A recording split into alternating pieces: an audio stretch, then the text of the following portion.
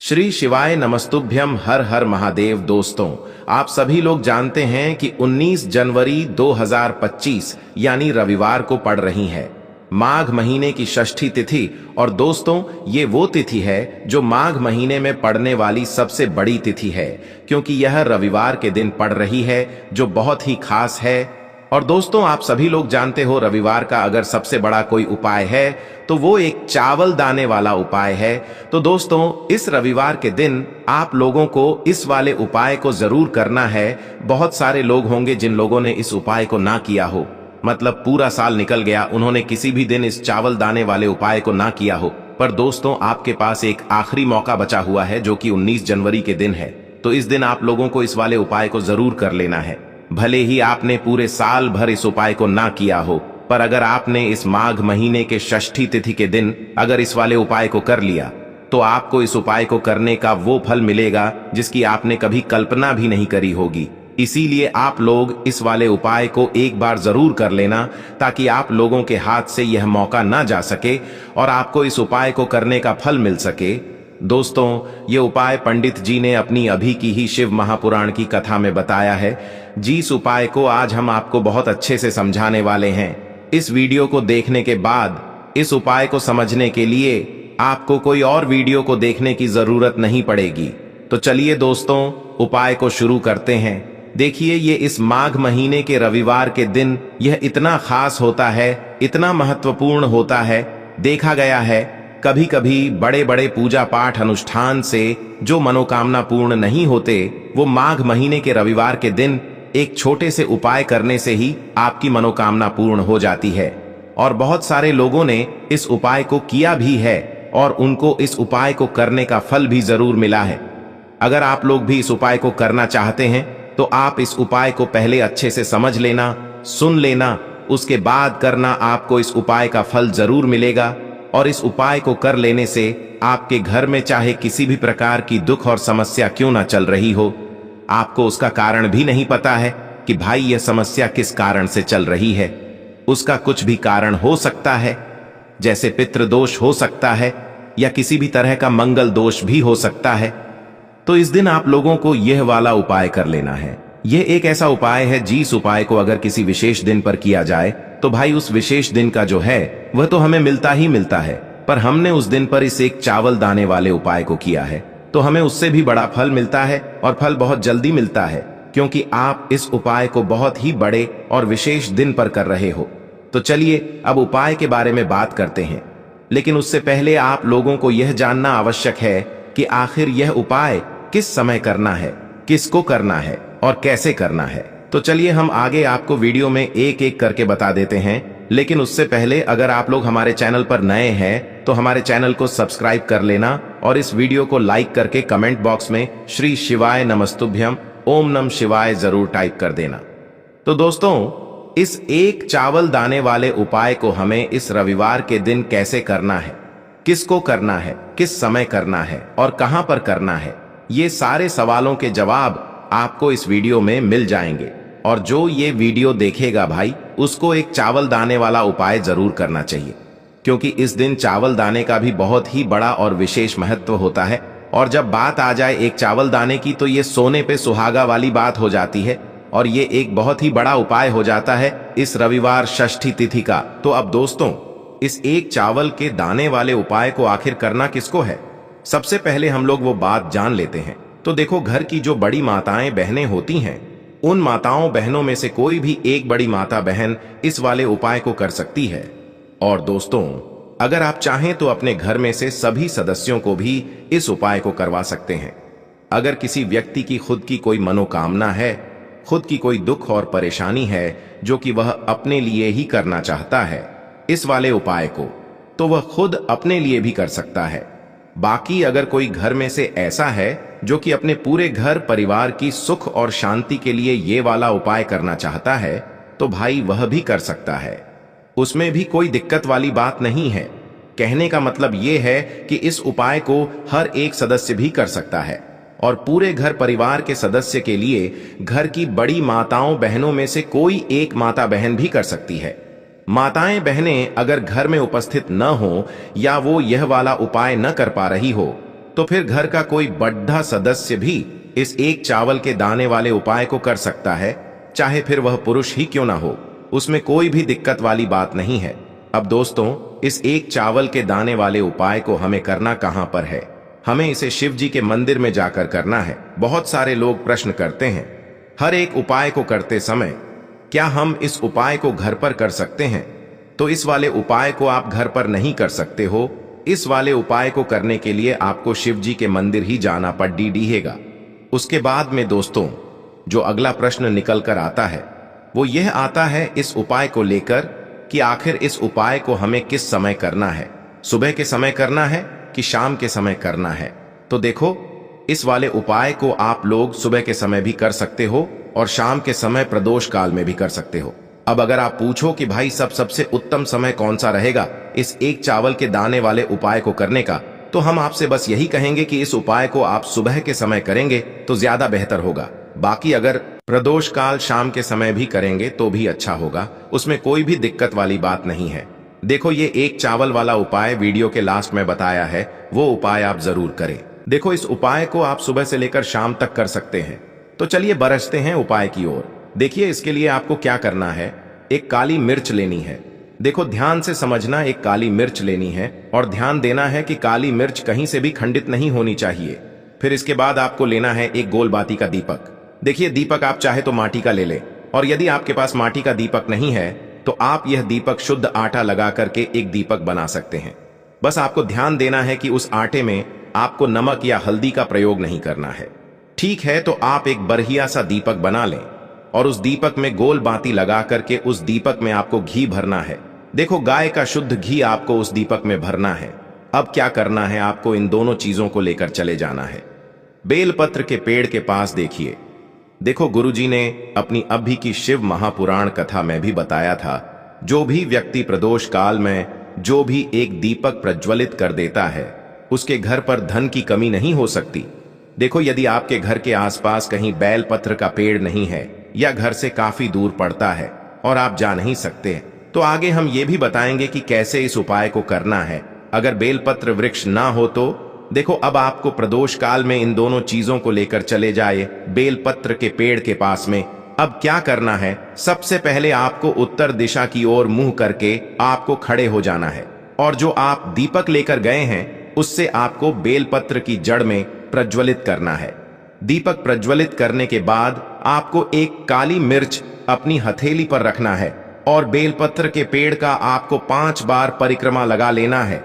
और यदि आप परिक्रमा बेलपत्र के पेड़ का नहीं लगा सकते हैं तो आपको दीपक को चारों ओर कुछ इस तरह से क्लॉकवाइज 5 बार घुमा देना है, मतलब आरती करना है। और घुमाने के बाद आपको उसी काली मिर्च को दीपक में डाल देना है और वहीं पर बैठकर हाथ जोड़ करके आंख बंद करके आपको जो भी आपके जीवन में समस्याएं हैं, घर से लक्ष्मी जी का निवास नहीं है, घर में लक्ष्मी जी प्रवेश नहीं कर रही है, और भी जीवन में जो भी समस्याएं हैं, तो उस समय आपको विनती करनी है।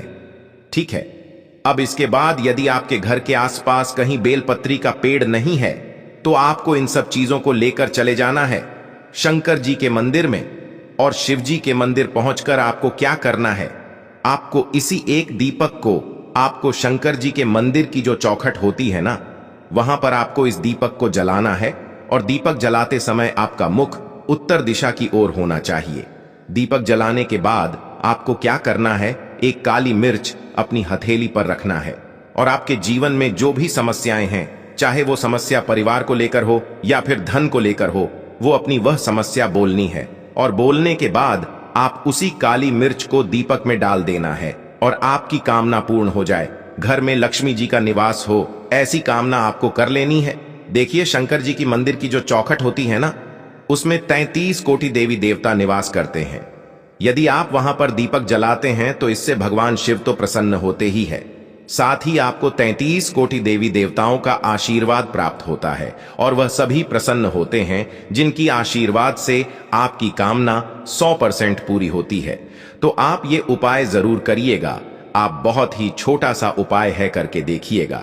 देखिए, अब हम जान लेते हैं गुरु जी द्वारा बताए गए दूसरे उपाय के बारे में। इस उपाय के लिए आपको मात्र 2 लौंग लेनी होगी, यानी कि आपको लौंग का जोड़ा लेना है। 2 फूल वाली आपको लौंग लेनी है। लौंग का जोड़ा कहीं से भी खंडित नहीं होना चाहिए, इस बात का ध्यान रखें। इसी के साथ में आपको लेना होगा लाल चंदन का पाउडर। देखिए, यदि आपके पास लाल चंदन की लकड़ी है तो उसे घिसकर भी आप चंदन के रूप में प्रयोग कर सकते हैं। यदि पाउडर है तो उसका भी आप अपने उपाय के लिए प्रयोग कर सकते हैं। देखिए, चंदन जो है वो तेज का प्रतीक माना गया है और साथ ही साथ जीवन के अंधकार को दूर करने का प्रतीक माना गया है।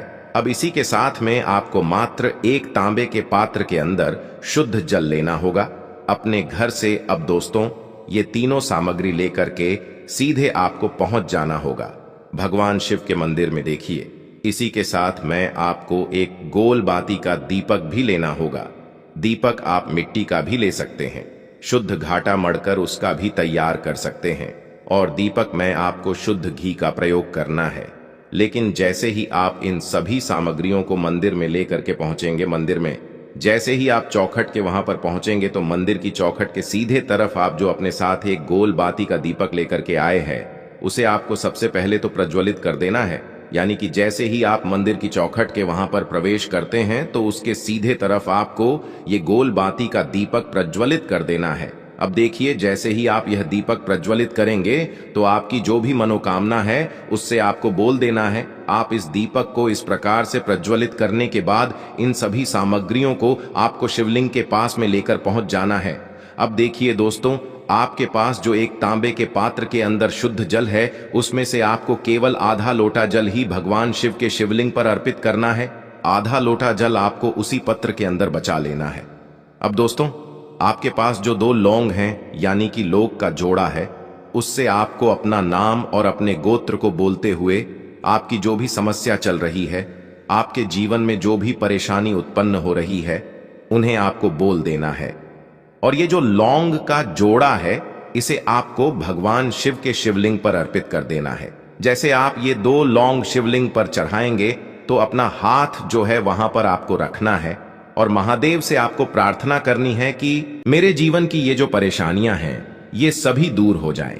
यानी कि आपके जीवन में धन की संबंधित परेशानी चल रही है, कर्ज की समस्या चल रही है, बच्चों का पढ़ाई लिखाई में मन नहीं लग पा रहा है, घर के जो आर्थिक संकट है वह सभी दूर हो, व्यापार आपका ढंग से नहीं चल पा रहा है, घर में रोग की स्थिति बनी हुई है, यानी कि जिस भी प्रकार की आपकी समस्याएं हैं उसे आपको महादेव से बोल देना है और महादेव से इन सभी समस्याओं को दूर करने के लिए आपको प्रार्थना कर लेनी है। अब देखिए दोस्तों, आपने जो 2 लौंग शिवलिंग पर समर्पित की थी, उससे आपको वहां से उठा लेना है और इन दोनों लौंग को आपको शिवलिंग से उठा करके सीधे उससे जल के पात्र के अंदर डाल देना है। यानी कि अपने आधा लोटा जल और बचाया हुआ था, उसी के अंदर आपको ये 2 लौंग डाल देनी है। और साथ में आप जो लाल चंदन लेकर के आए थे, उस लाल चंदन को भी आपको उसी पात्र के अंदर डाल देना है। यानी कि आधा लोटा जल और बचा हुआ है तो उसी आधे लोटे जल के अंदर आपको ये लाल चंदन भी डाल देना है।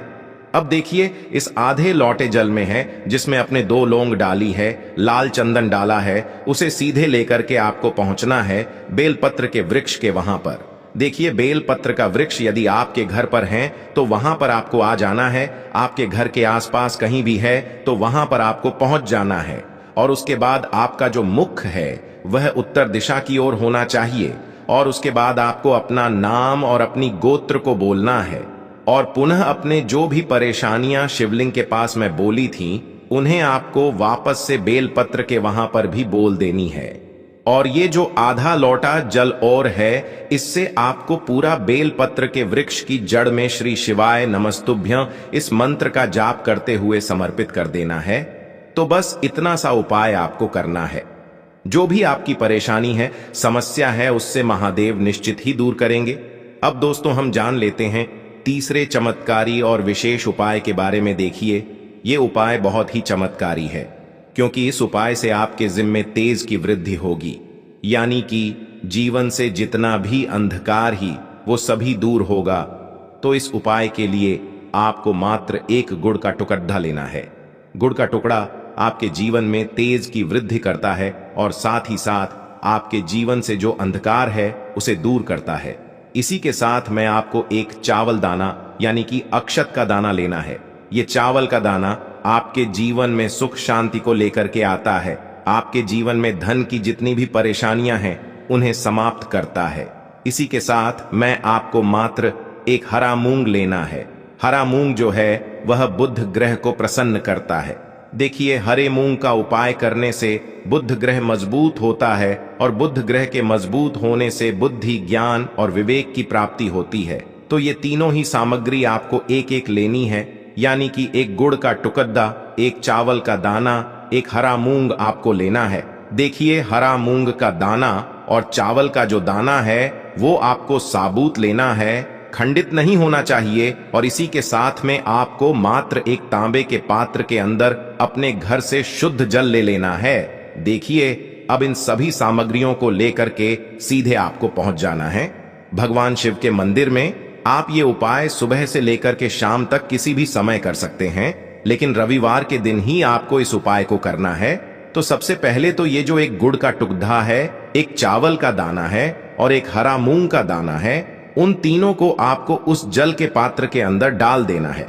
लेकिन यह जो उपाय है आपके जीवन की सारी परेशानियों को दूर करने के लिए होता है, लेकिन विशेष मनोकामना तीनों सामग्रियों से ही आपकी परिपूर्ण हो जाती है। देखिए, यदि आपके जीवन तेज होगा तो सभी आपसे वार्तालाप करेंगे, सभी आपसे बात करेंगे और आपका जो मान सम्मान है वह बढ़ता है। और चावल का जो दाना है वह धन में वृद्धि करता है, मन की शांति के लिए होता है। और हरा मूंग जो है वो बुद्धि, ज्ञान और विवेक की प्राप्ति के लिए होता है। अब देखिए, यह जो एक पात्र है, इससे आपको भगवान शिव के शिवलिंग पर धीरे धीरे अर्पित कर देना है। श्री शिवाय नमस्तुभ्यम इस मंत्र का जाप करते हुए और तुम रुकेश्वर महादेव का मन में स्मरण करते हुए।